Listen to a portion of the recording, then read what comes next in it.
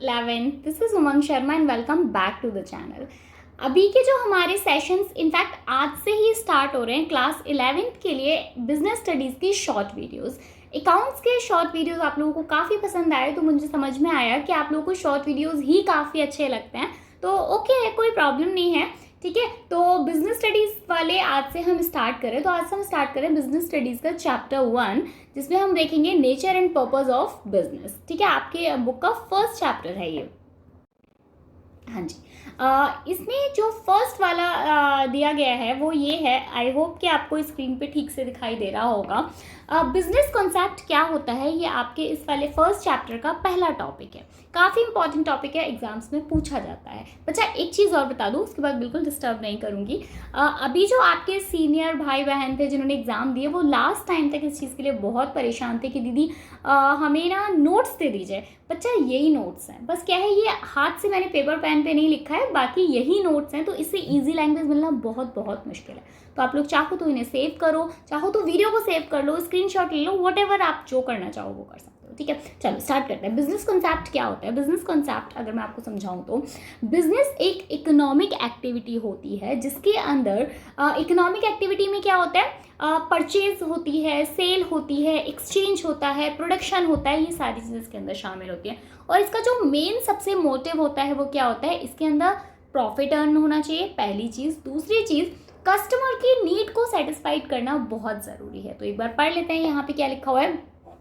Business is an economic activity that involves the exchange, purchase, sale और production of goods and services. Goods and services, ठीक है, services भी होती है, केवल ऐसा नहीं है केवल गुड्स ही ट्रांसफर होंगी या उन्हीं को परचेज या सेल किया जाएगा, सर्विसेज भी परचेज या सेल होती हैं। With the motive of earn profit and satisfy the need of customers. Business can be both profit or non-profit organization. The function of gain profit or achieve a social causes respectively. ठीक है, क्या हो सकता है, या तो कोई social cause हो सकता है, प्रॉफिट तो अर्न करना ही करना है, इनका जो मेन मोटिव होता है वो यही होता है। और बिजनेस क्या होता है, बिजनेस में इकोनॉमिक एक्टिविटीज शामिल होती हैं, जिनमें परचेज हो सकता है, सेल हो सकता है, प्रोडक्शन हो सकता है, मैन्युफैक्चरिंग हो सकती है। इस तरीके की एक्टिविटीज़ को हम बिजनेस बोलते हैं, ठीक है। अब बिजनेस के कैरेक्टरिस्टिक्स समझते हैं, इनसे आपको और क्लियर हो जाएगा कि बिजनेस क्या होता है। जब भी बच्चा इस तरह, अभी आप लोग 11th में आए हैं, जस्ट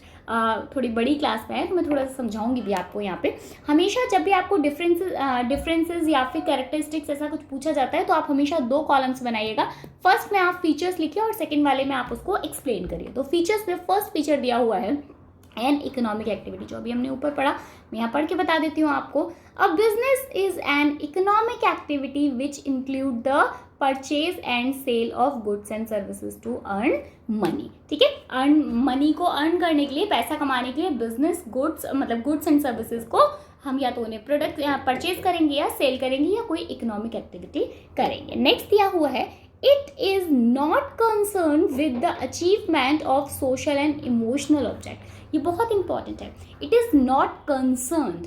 ये जब भी हम इकोनॉमिक एक्टिविटीज की बिजनेस की बात कर रहे होंगे बच्चा, तब हमें हमेशा इमोशनल ऑब्जेक्ट को अलग रखना है, ठीक है। बिजनेस में इमोशनल ऑब्जेक्ट्स नहीं होते। आपके पास खाने के लिए कुछ सामान नहीं है, आप मैकडी जाते हो और आप बोलते हैं कि मैं बहुत भूखी हूँ या बहुत भूखा हूँ, आप प्लीज़ मुझे एक बर्गर दे दीजिए, वो आपको नहीं देंगे। क्यों? क्योंकि इमोशंस से बिजनेस नहीं चलता, ये आपको याद रखना है। जैसे example, wholesaler sell goods to the retailers and retailer sell goods to the customer. क्या होता है, जो थोक व्यापारी होता है वो सामान लेकर आता है, किसको देता है, रिटेलर्स को, ठीक है, जो थोड़ा थोड़ा सामान रखते हो। और थोड़ा थोड़ा सामान रख, जो आपके घर के आसपास शॉप होती है, वो आप उनसे सामान लेके आते हो, तो आप कौन हो जाते हो, कस्टमर्स हो जाते हो, ठीक है। और नेक्स्ट वाला जो पॉइंट है, नेक्स्ट क्या है, मैन्युफैक्चरिंग सर्विसेज एंड गुड्स। क्या है, before offering goods to the customer for consumption, it should be manufactured और प्रोड्यूस्ड बाय बिजनेस। जब भी कोई रॉ मटेरियल होता है, आप डायरेक्ट रॉ मटेरियल घर ले आते हो क्या? आप डायरेक्ट, आपको ऊन दे दी जाए तो आप ले आओगे क्या? उसको पहन लोगे नहीं, आपको कपड़ा चाहिए। तो सर्विसेज में मतलब गुड्स एंड सर्विसेज में मैन्युफैक्चर बिजनेस का एक बहुत इंपॉर्टेंट रोल प्ले करता है। कैसे? वही मैंने आपको बताया, जब भी कोई गुड्स होती है, ऊन होती है, पहले उससे स्वेटर बनता है, तब वो आपके पास तक आता है। तो जब आपको ऑफर किया जाता है कोई भी गुड्स एंड सर्विसेज, उससे पहले इंपॉर्टेंट है उसकी मैन्युफैक्चरिंग। ये सर्विस मतलब ये कैरेक्टरिस्टिक है बिजनेस का। नेक्स्ट है business enterprises convert the raw material into finish good. ये जो मैंने आपको पहले वाले में समझा दिया कि मतलब कन्वर्ट करते हैं रॉ मटेरियल को किसमें, फिनिश गुड्स में, तभी वो आपके पास तक आता है और इसी प्रोसेस को बिजनेस बोला जाता है। आगे goods can be a consumer goods like sugar, pan, ghee etcetera. Capital goods include machinery, furniture, services like transport, banking etcetera. Okay आगे इसका एक एग्जाम्पल है, समझ लेते हैं यहाँ पे। ये एग्जाम्पल सिर्फ समझाने के लिए लिखे गए हैं, एग्जाम में लिखेंगे तो बहुत अच्छी बात है, मतलब लिखना ही चाहिए। क्या है example? Individual retailers buy the toffees from wholesaler in a specific quantity and sell it to ultimate customers. क्या होता है जब इंडिविजुअल रिटेलर्स होता है बच्चा, जो आपके घर के आसपास छोटी मोटी दुकानें होती है ना, वो क्या करते हैं, एक फिक्स क्वांटिटी में, जैसे उनको पता है कि मेरी जहाँ में मेरी शॉप है वहाँ पे 200 घर हैं, तो वो उनके हिसाब से कोई प्रोडक्ट खरीद के लाते हैं, किससे, होलसेलर से, और फिर वो आपको देते हैं। आगे नेक्स्ट है थर्ड, मेरा गला थोड़ा सा खराब है, थर्ड वाला है एक्सचेंज और sale of goods and services for the satisfaction of human needs. ये हमने डेफिनेशन में पढ़ा था, ह्यूमन नीड सेटिस्फाइड करना बहुत ज़रूरी है बिजनेस के अंदर। उसका रीज़न ये है, आपको पता है कि बहुत कंपटीशन है, मैं जो चीज़ खरीदना चाहती हूँ मैं बस वही खरीदूंगी।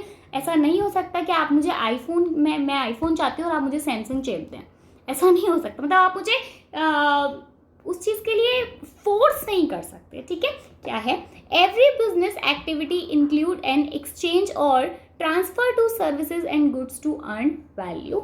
नेक्स्ट है producing goods for the goal of personal consumption is not include in business activities.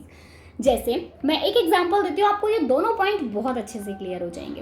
एक लेडी है जो क्या कर रही है, अपने घर के लिए खाना बना रही है, उसने केक बनाया अपने बच्चों के लिए। क्या आप उसे बिजनेस बोलेंगे? नहीं। बट वही लेडी बिजनेस कर रही है केक का, और घर घर में उसका मतलब केक जो है वो सप्लाई होता है, तो वो एक बिजनेस एक्टिविटी है। इसीलिए ह्यूमंस की नीड को सेटिस्फाइड करना, इसी को हम बिजनेस बोल सकते हैं। अगर आप अपने पर्सनल यूज के लिए कुछ कर रहे हैं तो उसे हम बिजनेस नहीं बोल सकते, चाहे वो सेम एक्टिविटी क्यों ना हो। केक दोनों सिचुएशन में बन रहा है, ठीक है, घर के लिए भी बन रहा है और बाकियों के लिए भी। बट घर के लिए जो बन रहा है वो आपको पैसे नहीं दे रहा है, उसके साथ आपके इमोशंस जुड़े हुए हैं, ठीक है। आप अपने बच्चे के लिए बना रहे हैं, अपनी फैमिली के लिए कुछ बना रहे हैं, उसमें आपके इमोशंस जुड़े हैं, तो वो एक बिजनेस नहीं है। आगे बढ़ते हैं नेक्स्ट।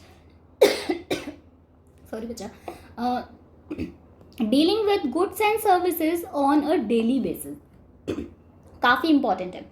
अभी आपने क्या किया, आप मेरे पास एक फ़ोन था, ठीक है, मुझे लगा कि यार ये फ़ोन मेरे लिए ठीक नहीं है, जब मैं वीडियो रिकॉर्ड करती हूँ तो इसमें बहुत अच्छी क्वालिटी रिकॉर्ड नहीं होती, इसकी ज़्यादा अच्छी क्वालिटी नहीं है, तो मैं क्या करूँगी, मैं इसको फ़ोन को किसी को दे दिया, और उसने मान लीजिए वो फ़ोन मैंने 20,000 का लिया था और उसने मुझे 18, 17, 21 कुछ भी जो अमाउंट था वो मुझे वापस दे दिया। उसको हम बिजनेस नहीं बोलेंगे। क्यों नहीं बोलेंगे? क्योंकि मैं उस चीज़ का बिजनेस नहीं कर रही हूँ। वो बिजनेस डेली बेसिस पे होते हैं, उनको बिजनेस बोलते हैं। जो डील सिर्फ एक बार की जाती है उसको बिजनेस नहीं बोलते। वन टाइम सेल को हम बिजनेस नहीं बोलेंगे। डेली बेसिस पे आपके यहाँ रोज सामान आ रहा है, रोज सामान बेच रहे हो, उसको हम बिजनेस बोलते हैं, ठीक है। इफ अ पर्सन, ये मैं आपको यहाँ एक एग्जांपल देती हूँ, एग्जांपल से आपको बहुत अच्छे से समझ आएगा। If a person sell his old car, उसने अपनी पुरानी कार बेच दी OLX पे, एक ही बार बेचेगा ना, एक ही कार थी, एक बार बेच दी, तो वो बिजनेस नहीं है। भले ही वहां से उसको कुछ पैसा उसको मिला हो, लेकिन वो उसको बिजनेस नहीं है। बट वहीं पर किसी का एक सर्विस सेंटर है, वहाँ पे रोज गाड़ियां आ रही हैं और सही हो रही है, तो वो उसके लिए एक बिजनेस है। ओके, चलो आगे बढ़ते हैं। नेक्स्ट पॉइंट है profit earning. Profit earning, the purpose of conduct the business is to earn profit and minimise the cost. सबसे इंपॉर्टेंट होता है प्रॉफिट को अर्न करना, और हम पढ़ चुके हैं या अभी आप नए आए हैं, आगे पढ़ेंगे कि आप मतलब पढ़ा नहीं है लेकिन इतना आप समझ सकते हैं कि होता क्या है कि जब भी आपको अपना प्रॉफिट बढ़ाना है, इसका एक बेसिक तरीका होता है कि आप अपनी कॉस्ट को कम कर दो। मेरी कॉस्ट ये चीज़ की 2 रुपये आ रही है और मैं उसे 2.5 रुपये में बेच रही हूँ। अब आप सोचो कि मेरी कॉस्ट को मैं अगर 1.5 कर दूँ, 1.5 रुपये कर दूँ, तो मेरी अर्निंग कितनी हो जाएगी? 1 रुपये हो जाएगा, ठीक है। इसमें एक एग्जाम्पल दिया हुआ है, a business house try to reduce the cost of production and the cost of raw material to earn high profit. And the last topic, uncertainty of returns. Business में कोई फिक्स नहीं होता, आप किसी के लिए जॉब नहीं कर रहे हो कि आपको पता है कि मुझे 50,000 रुपीज़ पर मंथ मिलेंगे, ऐसा नहीं होता, ठीक है।